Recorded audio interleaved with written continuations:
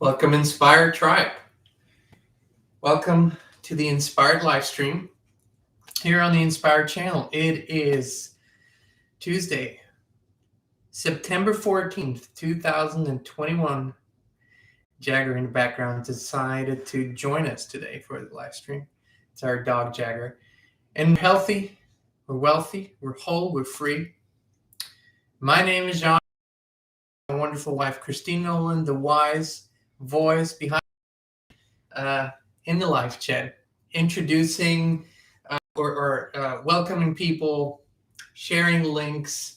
She's always sending out her energy to you guys, her love to you guys. She's the love through the phones. And so thank you for being here with us.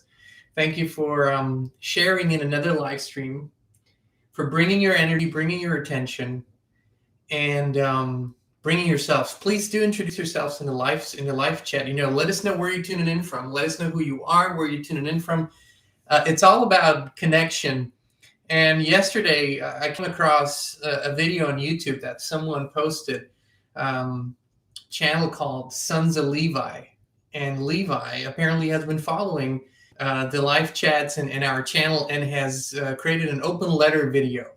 So Levi, if you're watching, thank you so much. We posted it in the community tab if you guys want to watch it. Levi is a visionary. He wants to be part of the change on this planet. And very pure heart, beautiful message. So thank you, Levi, again for very brave. Very brave. Yeah, Levi said he's not the kind of guy that likes to step out and speak into a camera or talk to people. And he just poured out his heart on in that video, which we appreciate. And I think it's a beautiful thing. And keep going, Levi. Keep following the bliss that you feel. Let me welcome everyone. Joshua is here today. Elaine, wonderful to see you. Then Justin is here. Vivian, Sonia, Christine, Cosmicality, Francis, Alan D, Christina. Emma is here. Welcome. Bernadette, Gary. Who else is here? Is that Idios? Wonderful. Zelda, wonderful. Ronan, Sheila, Thomas. Get Spiritual with Illy, tuning in from Franklin. Hey, Luke. Hey, Kevin. Hey, everyone. Hey, Jan. Please let us know. Jan's tuning in from Belgium. How wonderful. Cheryl, Katrina, Divine Dreamweaver, Rohit. Beautiful to see you all. So, Inspired Tribe. Let me take this. This was a gift from Illy. Get Spiritual with Illy. She's got a YouTube channel here too. It's a gift from her. She was called the buzzer for the longest time. Every time someone said something that kind of was exactly on point, we would do this. And she brought this on her first visit. She's since moved here to Franklin, Tennessee from Texas. She brought this as a gift. Thank you, Illy. Thank you. Tribe, one of the things that Kristin and I are most inspired to share with others, most inspired to teach others, is authenticity. It's always been one thing that we believed or we saw so much. And I don't want to point fingers at any other teachers, at anyone, because I believe most out there are simply doing the best that they have, the best that they've been taught. But one part that we sometimes felt was truly missing was authenticity. And authenticity in this life simply does not mean that you're happy and it's all hunky-dory all the time. It just, that's not life. That the contrast part of life is important. It shows us a lot. And sharing in that to us is important too. Sharing that authentic side as well, not hiding it, not pretending to be on cloud number 9 all the time, not pretending to always see the good in everything as much as we desire to. It's not always that way.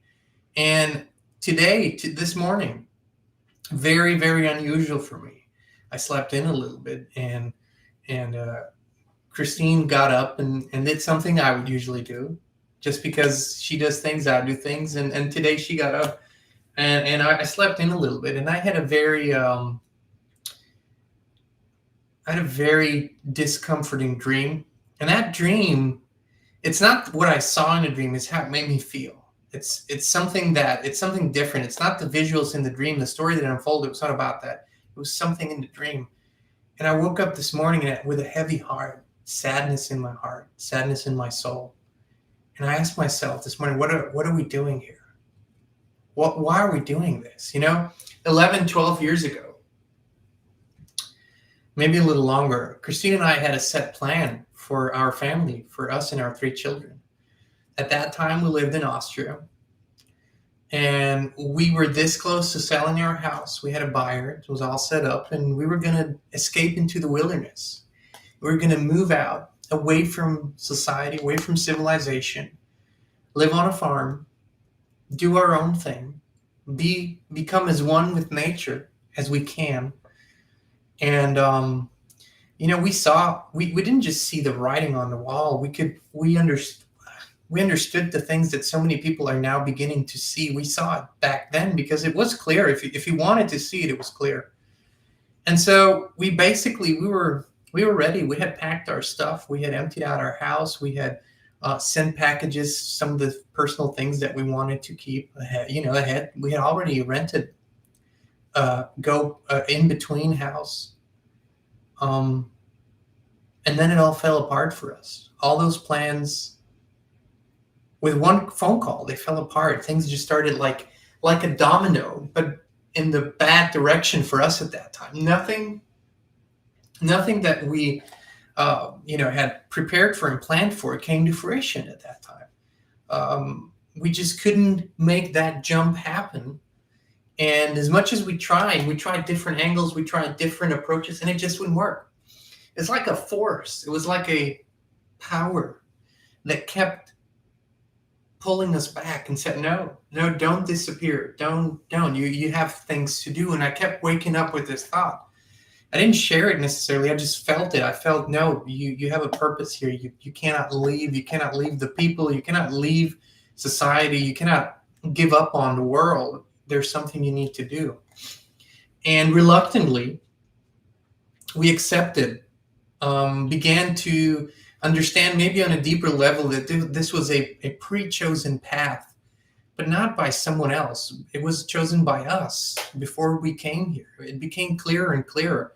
And we began to change the direction of our lives, the intention of our lives, to service rather than what serves me best. And I know, this sounds like sacrifice. It really isn't. It really isn't sacrifice.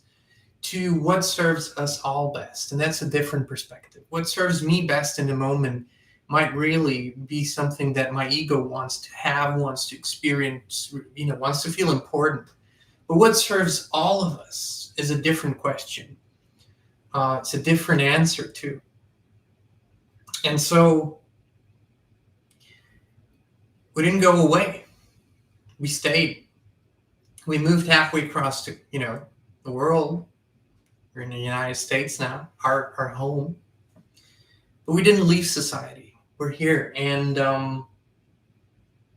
it's probably the main reason why there's drive and energy when there is no energy anymore. Because there are times when there is no energy anymore. There's time where my heart is heavy. And then there is a beyond me power that fuels me, fuels us, keeps us going. And it's the days when things slip into my awareness that I honestly don't want to think about all the time, but they are important because even those things require our attention, our light, our help. And the main reason why we understood we couldn't just leave, we couldn't just be, not do anything about all of this was that we looked at our children at that time, and we asked ourselves, what kind of world will they live in when they're adults? And more importantly, what kind of world will their children live in? That's a question that drives everything for me. Because you see, the longer you live, the more you grow up, and we're never done with growing up. If you pretend you're done with growing up, you've just given up. But we always grow. We always expand. And we make compromises. We sometimes shut off our hearts. We sometimes, make sacrifices because we believe it's just how life works. Children don't do that. Children that are, kept somewhat in a pure environment, they have beautiful, pure, open hearts. They're trusting, they're loving, they're giving their beautiful souls. And how did they deserve that? How do they deserve what we're doing? It's, we try every day the best we can to bring a balance of inspiration, empowerment, but also the encouragement to bring that empowerment, that inspiration, that light to all the darkness.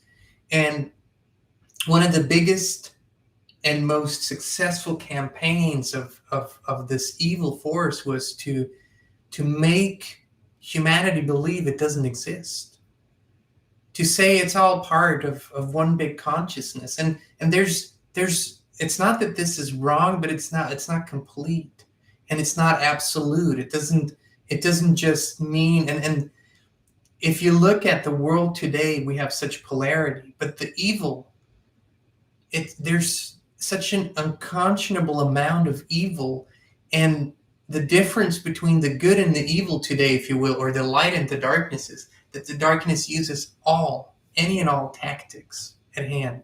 It's completely devoted to its cause. It's 100% focused on its cause every day in every way. It's sometimes absolutely unimaginable to me to what detail that happens. And we often don't see how it happens. I'll give you an example, and I know this has been a huge debate in our country for many years now, is especially the southern border, and people don't understand what is happening on that border. People don't understand what it's really about. It's literally the biggest opening for human and child trafficking in the northern hemisphere. This is where hundreds of thousands and maybe millions of children are being smuggled into the country. And over the past years, there was a big move and push to stop that. And it worked. It had a great effect. The numbers went significantly down. And today we have an unimaginable situation. And it's all being sold to the public as human rights, as a noble thing to do, when it couldn't be further from the truth. The people that are instigating, they know what they're doing. They know what this is about. Do you know that more than half of the unaccompanied minors that come over the border, over the southern border into the United States, they disappear. They disappear. They're gone. Where do you think all those children go to? What do you think happens? What do you think happens to the children? Do you know how big this is? Do you know how all-encompassing this is? Do you know that the people that stand up there and pretend to be the good Samaritans, that pretend, and they're pretending so badly, I cannot understand how anyone doesn't see this. They're the most evil, vicious people that are making this possible, that are participating in this, that are facilitating this.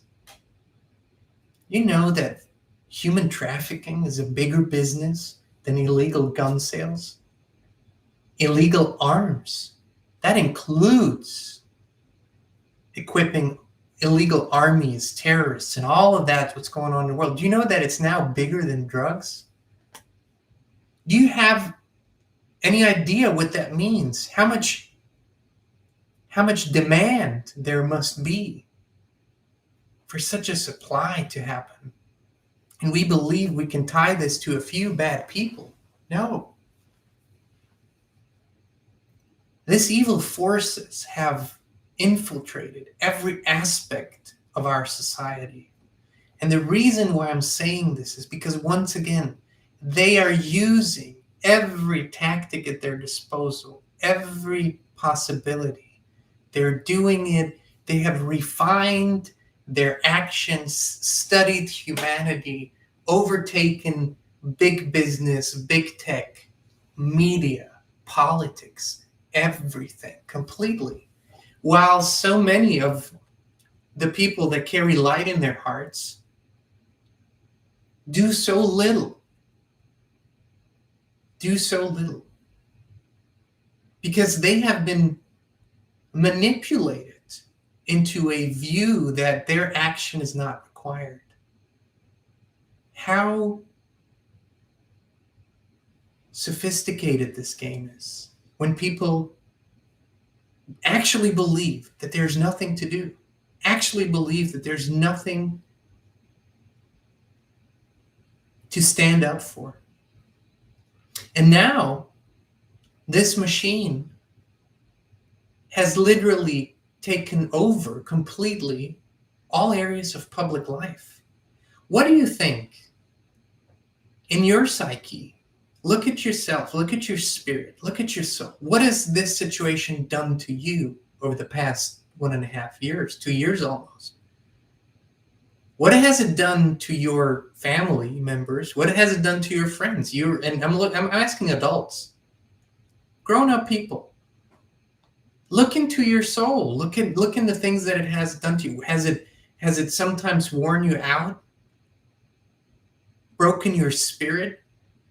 Taken you away your belief in humanity? Now wonder what it does to the children, to the little ones that are exposed to a world of fear, of pointing fingers, of every other human being is the enemy, of distance, of being taken away from parents, of having forced medical procedures, having to wear masks all day, every day in schools, being constantly bombarded with fear. What do you think will happen to that generation?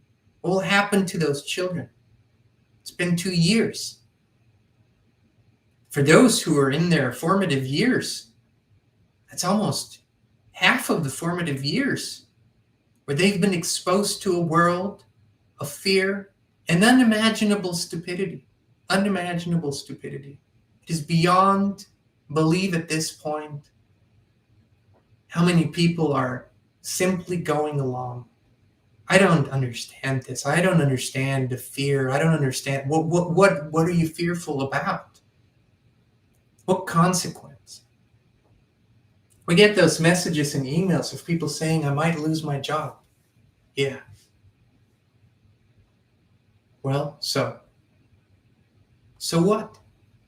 Is it not worth it to lose a temporary place of employment to stand up to this evil, beyond evil, psychopathic thing that's going on the planet? Don't you have a little bit of trust and faith that if you actually do what you know to be right, then things will work out? Because if you don't, why do you even bother? Why do you study? Why do you study spirituality? Why do you seek connection with the Creator? Why do you want to become empowered if you don't use that empowerment? If you don't live that empowerment? If you don't trust in that? Have you been so broken? Has your spirit been so broken that nothing will provoke a reaction, a human reaction to become human again? Do you think that there really is nothing that justifies to get angry at times? Do you really think that you're beyond this human feeling of anger and sadness at times? Don't you think it has purpose and value to feel that at times? Don't you feel this contrast has something to tell you, something to show you? How have we been so dehumanized?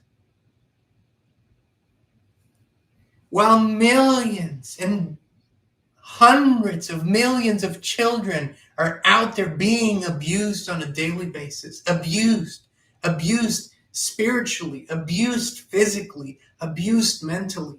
Their humanity is taken away from them. Their soul is ripped out of their bodies. They're being diminished to being little bio-robots. And how can we not get outraged? And if that outraged feeling doesn't give you fuel to find a better path, what will? What will? How much more conformity? How much more going along? How much more of this putting our heads down and playing small? How much longer?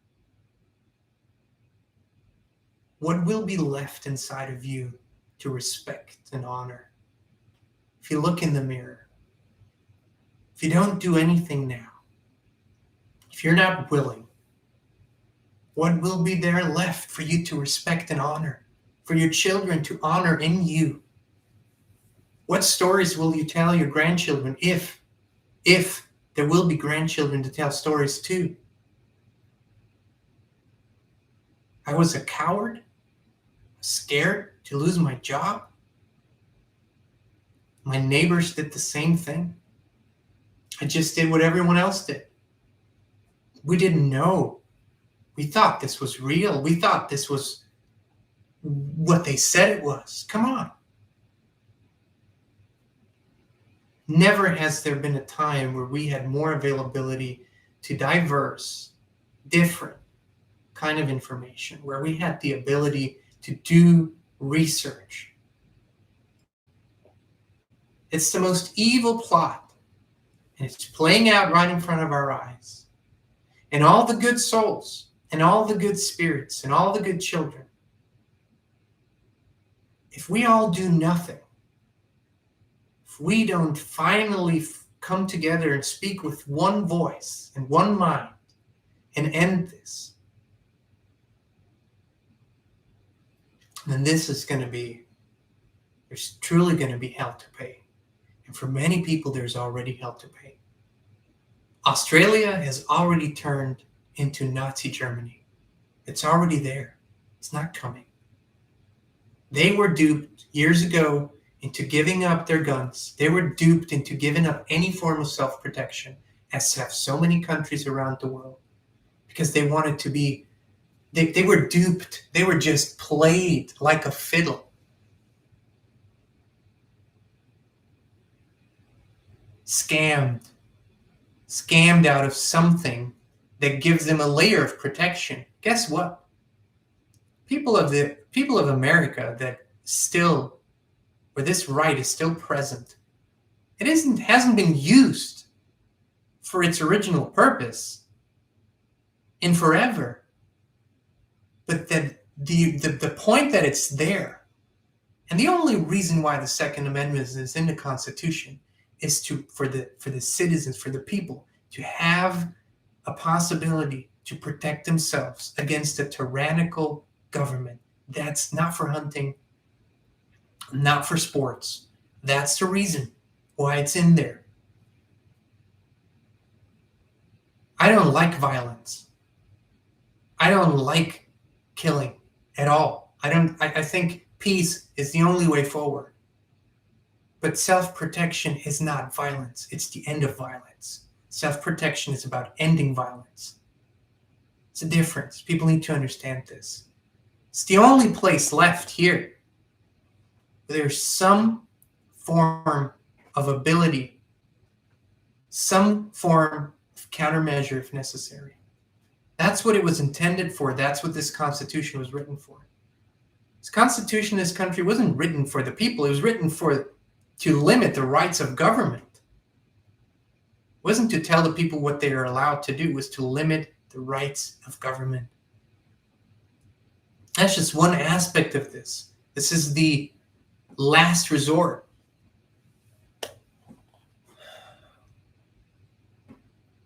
I'm seeing brave moms. Saw a video of a brave mom out in California. She stood up to a school board. She actually spoke her truth. She told them, she put them in their place. And as did the other parents that came together, they're taking back power. It's your power, it's our power, but people only change when shit hits the fan so badly that there's no other way. And I'm telling you that all the good things in life happen when you begin to change before shit hits the fan.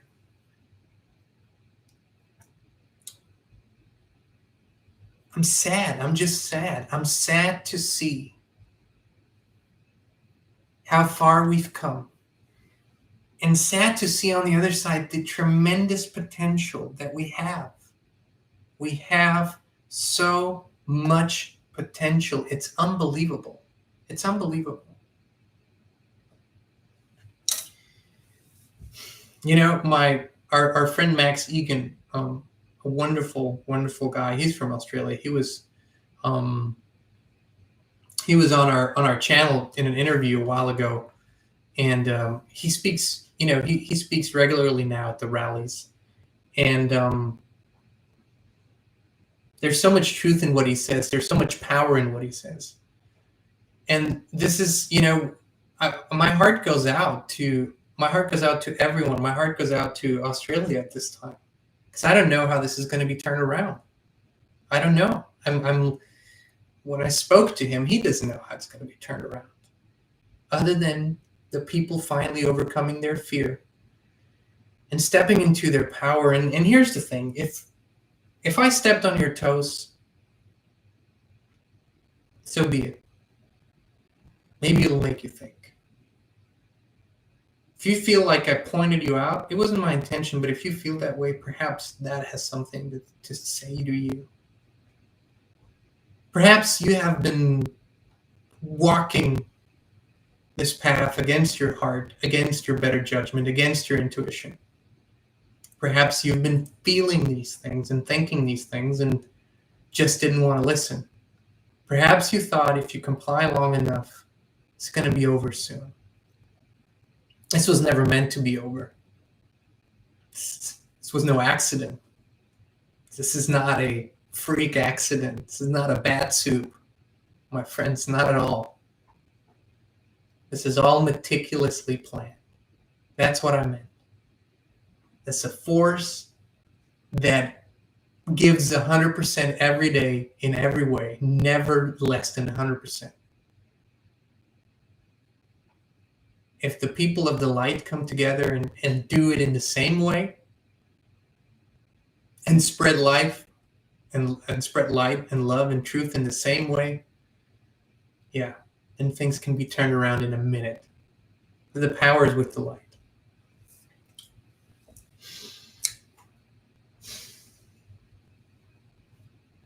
I could go on. There's so much to say. But I want to send out a message from my heart to all the children's hearts on this earth, because they can hear beyond words. They feel it. We'll keep going. We'll keep doing. We'll keep creating. We'll keep sharing. We'll keep fighting at times. Because you deserve a beautiful world. Because you deserve a place to grow up in. Because you deserve to live freely. Because you deserve to breathe. You deserve to drink clean water. You deserve to have a life that has all the promises in it. You deserve that. Thanks for being with us, tribe. We'll see you again on Thursday, 2 p.m. Central, right here on the Inspired channel.